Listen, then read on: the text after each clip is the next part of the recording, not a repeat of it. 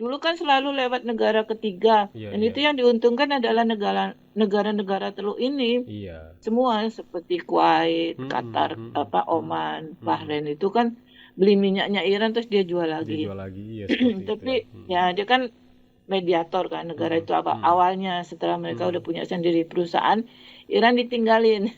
Nah Terus itu. mereka lebih kepada Amerika untuk alutsista daripada ke Mhm, Iran karena mereka mhm, tidak percaya Iran bisa bikin gitu kan. mhm, mhm. Kalau Iran kepada Israel itu emang udah jelas hasil Iran ingin membumi hanguskan Israel karena memang Mhm. tidak mengakui Pak dan Iya. supaya Palestina merdeka. Hmm.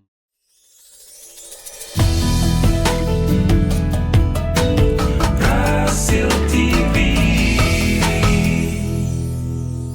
Ikhwan akhwat yang dirahmati Allah SWT, kita di dialog Senin, dialog topik berita Rasil edisi kedua ya. Kita sudah terhubung dengan Ibu Dr. Jovi Rudiati MA, ASN Kementerian Luar Negeri, saat ini menjabat sebagai Minister Konselor Fungsi Politik KBRI Tehran, Iran. Di ujung telepon kita sudah terhubung. Halo, selamat pagi Bu Dr. Jovi. Selamat pagi Pak. Bagaimana kabarnya, sehat ya Bu ya? Sehat, alhamdulillah. Terima kasih nih ada waktunya untuk topik berita Rasil di pagi hari ini. Kita ingin menyoroti beberapa hal Ibu Dr. Jovi.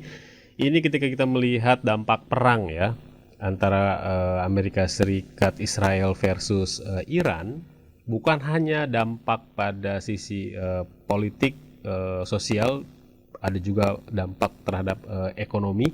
Para analis sudah mengkhawatirkan hal ini besar sekali. Namun kami ingin menyoroti lebih dalam lagi dengan Bu Jovi ini, bagaimana sebenarnya poin-poin utama gagalnya dari mulai diplomasi ini sebelum perang gitu ya, lalu juga ketidakpastian pesan-pesan disampaikan oleh Amerika sendiri sehingga menyebabkan ada istilahnya Operation Epic Fury, sampai ke bagaimana hubungannya eskalasi militer negara-negara yang berperang ini gitu ya, eskalasi militernya itu dengan tahapan-tahapan komunikasinya. Lalu juga bagaimana kok bisa Amerika Donald Trump gitu ya, ini gagal membaca strategi Iran, karena sampai saat ini Iran bisa melawan, bahkan para pengamat melihat Iran akan bisa terus meladeni gitu ya Amerika yang rencananya juga akan mengepung gitu ya Iran karena makin serius perang ini. Bagaimana Bu Jovi melihat hal-hal tersebut dan perkembangan juga prediksi ke depan mengenai konflik Amerika Serikat Israel versus Iran ini, Bu Jovi? Oke, saya jadinya seperti peramal deh. Sudah saya luruskan dulu Iya, iya, sedikit. iya. Saya Minister Fungsi Politik di KBRI Teheran tahun 2021 sampai dengan akhir 2024, Pak. Oh, Jadi saya 2024 ya. sekarang sudah Oke. purna bakti. Ya, sudah ASN-nya udah purna bakti. Saya sekarang mengajar di London School for Public Relation di Jakarta. Baik, baik. Ya, untuk mata kuliah S2 Colloquium Seminar and Kolegium ya. Publication. Ya, mungkin agak panjang ya kalau cerita perang. Kita bikin Kita singkat. bisa membaca di Iya. sejarah antara konflik antara Amerika Serikat, saya singkat aja AS Israel AMIS ya. Iya. Antara Iran dengan AMIS itu kita bisa lihat trace back ke belakang mulai dari tahun 53 sampai dengan didudukinya kedutaan Amerika tahun 79 oleh grup revolusi Iran dan seterusnya. Kita bisa trace back bahwa memang perseteruan ini agak lama, Pak. Lama ya. Jadi trace back Berseri ya bahkan. udah lama. Iya, sudah lama, dan memang selama saya di sana sudah ada coba-coba untuk menyerang Iran April 2024. Itu kalau nggak salah 3 site plan nuklir Iran yang dibom oleh AMIS. Kemudian ada meninggalnya waktu itu Presiden Ibrahim Raisi Mei 2024. Kemudian Juni diadakan pemilu yang darurat gitu, yang karena ada kematian presiden, diadakan pilpres lagi. Juni terpilihnya sekarang yang Mahmud Pezeshkian. saya ada di sana. Kemudian kan ikut juga meninggal ya waktu itu ya, Iya, iya. Menlunya, Menteri Luar Negerinya juga ikut meninggal. Hmm. Itu mungkin setelah itu makin memanas pada 2025 Juni. Nah, di situ nampaknya Iran melihat pola-pola cara-cara penyerangan Amis, sehingga mungkin Iran udah punya lah gambaran nanti kalau diserang lagi akan Iya. seperti ini. Jadi udah mau pelajari gitu Pak. Akhirnya pada 2026 kita melihat mungkin banyak yang kaget gitu karena Iran ternyata punya ini ya, punya Iya. rudal, punya ini, kan itu kan. Karena memang secara secara moral dia itu sudah mempersiapkan untuk melawan Amis itu dari puluhan tahun yang lalu. Iya. Sejak revolusi Iran itu kan 79. Jadi ini bukan sesuatu diplomasi yang dalam tanda kutip diplomasi karena memang kedutaan Amerika di sana tidak ada. Iya. Tidak ada. Dan Israel juga tidak ada karena memang Iran tidak pernah mengakui Israel. Jadi bukan diplomasi Pak, kan sekarang itu memang kalau yang dari awal dari berpuluh-puluh tahun mungkin bisa disebut cyber war gitu. Jadi perang urat saraf. Sedangkan kalau sekarang emang sudah perang dengan alutsista ya, dengan hardware gitu ya, bukan software. Yang berpuluh-puluh tahun itu mempersiapkan mental untuk perang itu nampaknya berpuluh-puluh tahun Pak Iran. Udah siap gitu ya. Dan ya, jadi waktu setelah Saddam Hussein dijatuhkan Amerika kan Irak dipakai untuk senjata untuk ini melawan menundukkan Iran juga 80 sampai 89. Dia udah pengalaman perang 9 tahun melawan Irak. Sekarang untuk ramalannya memang semakin sulit Pak, karena memang kalau Trump semua pidatonya ditujukan pada pasar saham, ekonomi, perusahaan-perusahaan, dia perusahaan minyak, terutama migas ya. Cuman kalau Iran kan memang dia berperang secara dengan sesuai dengan ilmu perang gitu Pak. Jadi kalau tidak korban sipil seminimal mungkin, tidak ini tidak itu semua dia. Justru dia kalau mau ngebom di Tel Aviv aja dia bilang saya mau ngebom ini tolong kosongkan ya kan. Gitu ya. Itu jadi iya jadi kalau Amis nampaknya nggak peduli dia. Sudah karena mungkin Pak saya tapi tidak pasti tentang teknologi radar dan GPS-nya Iran ya, karena dia udah lama disanksi, dia udah menemukan bisa membangun sendiri model GPS, entah itu dibantu Rusia, China atau Korut atau yang lain, tetapi dia sudah bisa GPS-nya yang berbeda. Dan nampaknya acak gitu yang diserang Amis itu di universitas-universitas. Rumah sakit juga udah banyak yang kosong. Kemudian sekolah. Ya, sekolah kan yang awal sekali itu yang bersamaan dengan kompon Ayatollah Ali Khamenei almarhum itu kan yang bersamaan tuh harinya tuh 28 Februari itu kan sekolahan SD. Waktu di trace back ke belakang 2014 ternyata itu adalah dulu memang markas komando markas komando militer gitu. Jadi memang mungkin GPS-nya yang kuno atau radarnya yang kuno atau yang tidak mix dengan keadaan Iran sendiri sekarang. Kenapa sekarang banyak sipil yang jadi korban, mungkin juga karena itu Pak, karena mereka kurang update berarti GPS-nya GPS-nya nggak update gitu Pak. Karena kan udah lama tidak ada hubungan sama sekali. Ya memang ada mungkin mata-mata Mossad atau orang WNI Iran yang dibayar Mossad, kita tidak tahu. Banyak sekali akhirnya kan yang di berita-berita bahwa dihukum mati segala macam itu mereka agen Mossad gitu ya.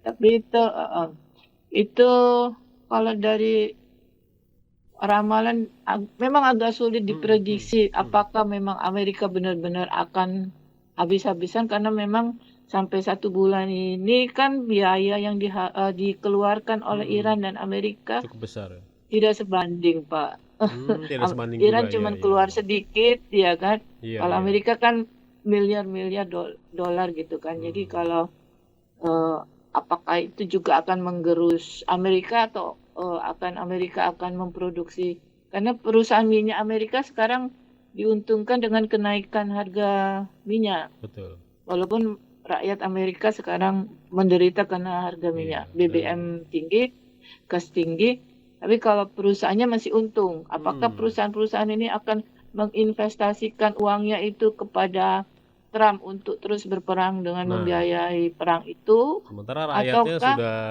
demo terus. ya, ya, atau tidak, atau Hmm. karena kalau saya tuh memikirkan nampaknya nanti mungkin akan tiba-tiba berhenti aja Amerika. Jadi mungkin nanti yang akan tetap berperang Israel Ya. melawan Iran. Hmm.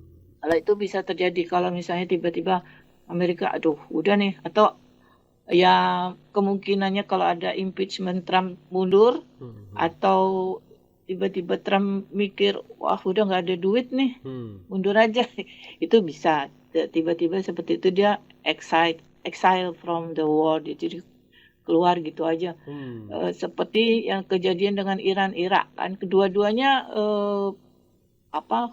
korban jiwanya banyak sekali, dan tahu-tahu udah berhenti gitu aja karena mungkin salah satunya karena tidak jelas ini mau apa sih perang ini, hasilnya apa nanti itu saat itu.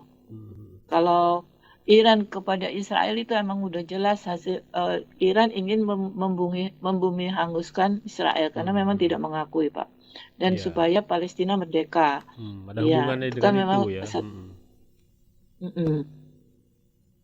itu lebih kuat Iya, sih iya, iya, iya. apanya Iran, alasan untuk perang Iran jauh lebih kuat daripada Amerika. Bu Jovi sebenarnya melihat Amerika Serikat dan Israel dalam konflik ini, keinginan yang begitu kuat, para pengamat melihat kan keinginan Israel gitu ya. Keinginan Israel nih untuk menaklukkan Iran, meminta bantuannya Amerika gitu ya. Amerika sendiri lobby-lobby di sekitar Gedung Putih itu memang kuat gitu, lobby-lobby Zionis Israel ya. Apakah betul begitu menurut analisa Bu Jovi? Karena kan balik lagi ke pendanaan, Pak. Pendanaan. Iya, pendanaan. Kita tidak tahu siapa yang ada di belakang, misalnya Lockheed, ya seperti itu, kita nggak tahu siapa yang membiayai perang ini kan, Pak.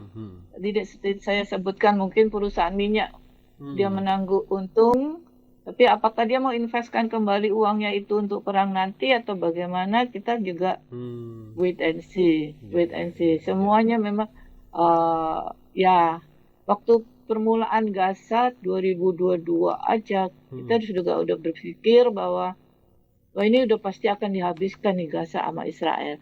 Nah sekarang juga kita mungkin berpikirnya ini akan dihabiskan di Israel oleh Iran, karena antara dua itu, Iran dan Israel, is now or never sih. Jadi salah satu harus habis. Iya, salah satu harus habis. Ya, sedangkan kalau ya ini banyak ahli perang yang bilang asymmetric war, tapi asymmetric war itu dari alutsistanya memang. Kalau dihitung kan memang Iran belum punya nuklir, Israel dan Amerika kan punya nuklir. Jadi memang asimetris. Kemampuannya Iran itu udahlah nggak bisa. Jadi makanya dia pakai drone-drone yang murah, tapi dia udah punya rudal balistik yang segitu besarnya. Jadi kita juga kaget. Ternyata dia punya ya. Kayak gitu. Jadi ada kenapa dari awal tadi Mas sebutkan kenapa salah strategi atau salah membaca Iran, karena mungkin Amerika pikir dia cuma punya drone-drone kampungan ini kecil-kecil gitu kali. Sedangkan ternyata dia udah punya balistik yang udah 1 ton lebih. Seperti Sejil, Koramsar, Monster itu kan yang satu-satunya di dunia ngebuka rudalnya terus anaknya banyak keluar itu, kecil-kecil. Iya betul. Itu kayaknya baru ada, jadi kaget juga si Amerika. Dia udah sampai ke teknologi yang seperti itu, dan bisa saya sebutkan 3 tahun saya di sana saya juga sering Hmm, hmm, terkaget-kaget dengan Iran. Saya pikir juga ini negara biasa-biasa saja. hmm. Tetapi kesehatannya, semua sektor kesehatannya itu udah maju, Pak. Maju ya. Jauh dari Indonesia. Iya, iya, iya. Stem cell, nanoteknologi, bayi tabung, vaksinnya murah sekali. Oh. Dan itu udah seperti Eropa. Jerman pun, wah, angkat tangan sama Iran untuk kesehatan. Padahal negara yang disanksi ya oleh Sanksi, dunia. Iya. sanksi. Dia setengah mati ngejual minyaknya itu. Iya. Minyak itu bisa dikatakan akhirnya mungkin ini sejak ada kripto, ada Bitcoin, mereka pakai kripto Bitcoin kali ya jualnya. Dulu kan selalu lewat negara ketiga, Iya, dan iya. itu yang diuntungkan adalah negara-negara teluk ini. Iya. Semua seperti Kuwait, Qatar, Oman, Bahrain itu kan beli minyaknya Iran terus dia jual lagi. Dijual lagi, iya seperti Tapi itu. ya dia kan mediator kan, negara itu awalnya setelah mereka udah punya sendiri perusahaan, Iran ditinggalin. Nah, itu. Terus mereka lebih kepada Amerika untuk alutsista daripada ke Iran karena mereka tidak percaya Iran bisa bikin gitu kan. Itu ternyata mengejutkan. Jadi potensi kemampuannya Iran tuh kalau saya mungkin karena saya belum mempelajari Turki, mungkin kedua setelah Turki ya di Timur Tengah. Iya, iya, iya. Kemampuannya Iran. Tapi untuk kesehatan saya karena saya pernah di Denmark itu udah mirip banget sama Denmark. Berarti dari segi kultur, budaya, sains, lalu kemajuan mereka itu bisa terlihat ya, Bu Jovi ya. Iran ini siaplah Iya, gitu Pak. untuk melawan siapapun. Yes. Kita lihat ke sejarahnya memang kan Ibnu Sina itu juga dari Persia. Ya. Terus Imam Ghazali, imam-imam besar yang menulis hadis itu juga jadi itu benar-benar dikembangkan di Iran. Wow. Jadi kultur untuk pendidikannya itu udah dari kecil itu ditekankan di situ. Anak kecil 6-7 tahun hafal Al-Quran, setelah itu matematika, sains. Jadi sekarang itu di Universitas Iran itu 70% ahli matematika, fisika, kimia itu wanita. 70%. Nah kalau untuk dokter kandungan, karena memang mereka sangat ketat di agama Islam ya, dokter kandungan, karena ini juga mengurus wanita. Dokter kandungan malah udah 90% wanita. Wah. Dan sekolahan S1 sampai S2 free, gratis. Jadi kalau mereka S3 baru mereka pamer ke saya dokter gitu. Berarti dokter dia bayar sendiri. Jadi kalau S1, S2 sekolahan universitas pemerintah is free. Berarti kan dari SD, SMP, SMA. Berarti dari data-data ini Amerika Serikat itu dengan propagandanya itu salah besar gitu ya, menggambarkan Iran kepada dunia gitu ya. Mereka kan sering angkat-angkat kan mau perempuan terbatas, pendidikan bagaimana, kesosialan juga. Berarti di sini salahnya dari salah data pun Amerika udah kalah gitu ya. Iya, Pak. Kalau di sana itu isti, Pak. Ikatan suami takut istri. Oh, di Iran nih. Kalau sudah menikah, istrinya lebih berkuasa kalau di Iran. Iya. Lalu Bu Jovi, ini eskalasi militer kita melihatnya gitu ya. Iran menunjukkan bahwa senjata ini telah menggantikan dialog diplomatik sebagai alat komunikasi politik mereka sama Barat atau sama Amerika gitu ya Bu ya. Sebetulnya yang bisa kita tarik dari pelajaran dari perang ini, sebetulnya kita bisa lihat bahwa perang asimetris bisa saja dimenangkan oleh yang alutsistanya lebih murah. Karena dunia sekarang terpesona dengan diplomasinya Menteri Luar Negerinya kan. Iya. Kan bisa dikatakan sangat jujur itu. Dibilang mau diserang di Hormuz, kami siap menunggu katanya ya kan. Jujur. Kayaknya jujur banget. Iya, kalau buat strategi perang aneh juga sih. Iya, untuk suatu hal yang harusnya taktik, harus seperti Trump, kita menang. Ini supaya habis itu, tapi dia bilang menang itu selalu hari Senin, Pak. Kalau hari Jumat dia ngaku-ngaku kalah. Trump nih. Karena Sabtu Minggu kan pasar tutup, pasar saham tutup. Senin dia ngomong menang, Selasa dia ngurang-ngurangi sedikit menangnya. Tapi masih ada hambatan ini, anu gitu ya, dia masih adalah berkelit. Iya, iya, iya, iya, iya. supaya saham turun naik lagi kayak gitu. Jadi memang karena di Iran saya pikir adalah negara yang disanksi tapi berhasil swadaya Oh, swadaya. mandiri ya semuanya. Ya, dia sebetulnya punya semua. Dia sudah bisa bikin satelit sendiri. Ya. Untuk aplikasi-aplikasi yang mirip dengan WhatsApp dia punya. Seperti kita dulu mungkin punya Telegram ya. Iya, iya. Untuk Facebook dan kebanyakan kalau pejabat Iran mereka pakai X yang dulu Twitter ya. Iya. Pakai X. Kebanyakan pejabat pakai X. Jadi mungkin kita harus download X. X. Dan Sementara sekarang X punya Elon Musk ya. Banyak sekali dia punya ini Pak. Pokoknya yang di barat ada, dia ada. Sebetulnya Di Iran pun Coca-Cola ada? juga ada. Oh, iya, Coca-Cola ada. Seperti McD ada. McD-nya burgernya lebih enak daripada McD. Iya, iya, iya. Ada lagi seperti Kentucky Fried Chicken, Seperti itu. whatever ada di. Mereka sudah Ada seperti itu. swadayanya betul-betul hidup gitu ya. Iya, dan saya ngelihatnya itu asik juga nih di Iran karena dia disanksi dan kayaknya mungkin kalau Amerika tapi semua ada sih Eropa, kedutaan Eropa semua ada, Jerman, Perancis, Inggris, Belgia ada semua Pak, komplit. Kecuali Amerika aja yang nggak ada sama Israel. Nah itu. Pengamat Semua juga komplit ada. Pengamat juga melihat karena faktor ideologis yang begitu kuat gitu ya di Iran sendiri, makanya ketika diinfiltrasi dari segi politik oposisi juga Iran masih bertahan sampai sekarang.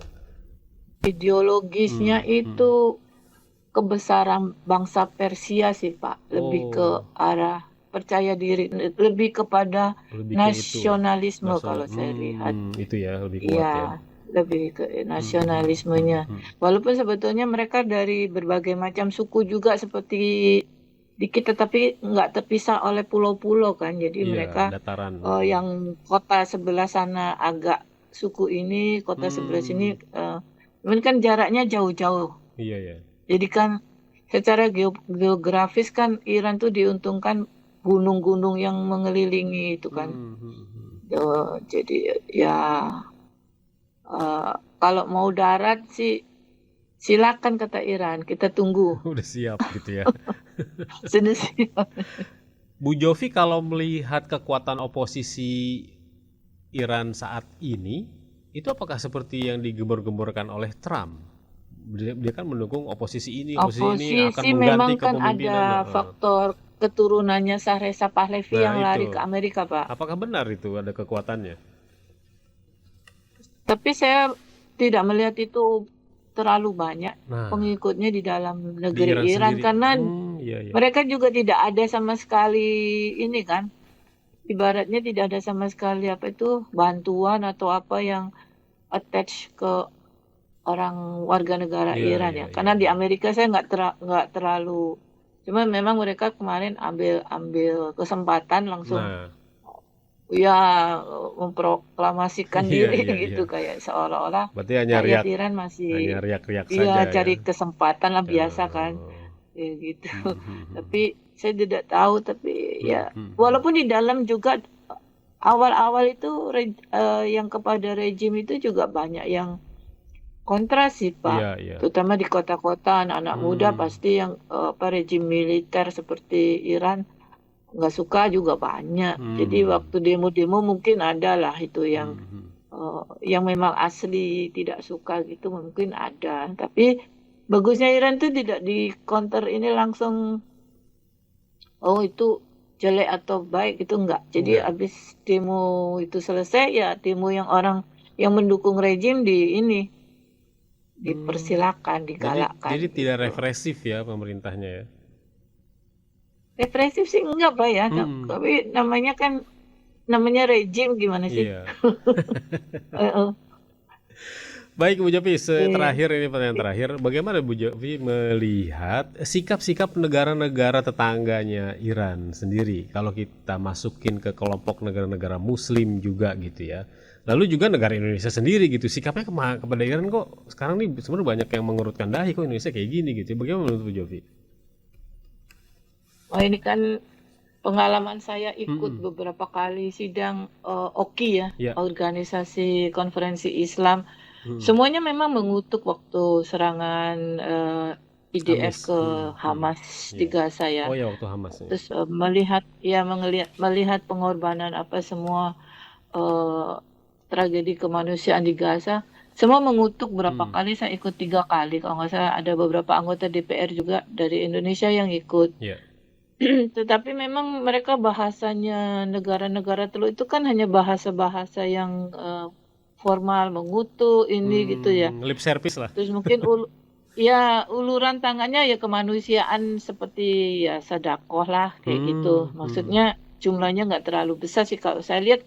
Yang paling besar memang jumlah sumbangan itu Iran. Iya, Kan iya. Iran kan Iya.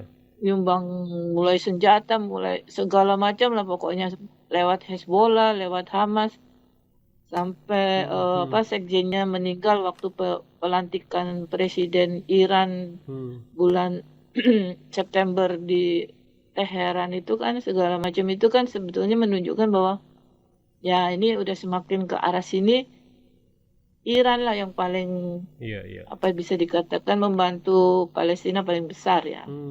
Kalau saya nggak berani mengkritik negara-negara teluk karena hubungannya baik juga dengan Iya, iya, iya. Indonesia. Iya. Dalam konteks OKI, dalam konteks D8, di PBB, dalam BOP yang diikuti Pak Presiden juga ada beberapa negara teluk. Iya.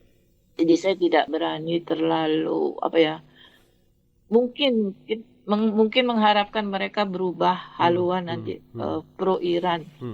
Walaupun itu mungkin suatu yang impossible, tapi kita lihat aja. Karena ini perangnya arahnya ke hegemoni ekonomi Iran di Hormuz nampaknya. Arahnya ke sana. Dan mungkin ya. nanti kalau terusan Suez terganggu, Mesir juga akan turun tangan untuk mendamaikan ya. Pasti. Ya. Masih sangat dinamis sekali ya Bu Jovi ya. Masih Pak, masih dinamis sekali. Kemungkinannya mungkin ya gitulah. Baik. Masih. Baik Ibu Jovi, terima kasih banyak ini sudah berbagi analisanya ya tentang konflik Amis dan Iran. Semoga Bu Jovi selalu sehat. Terima kasih banyak. Assalamualaikum. Waalaikumsalam.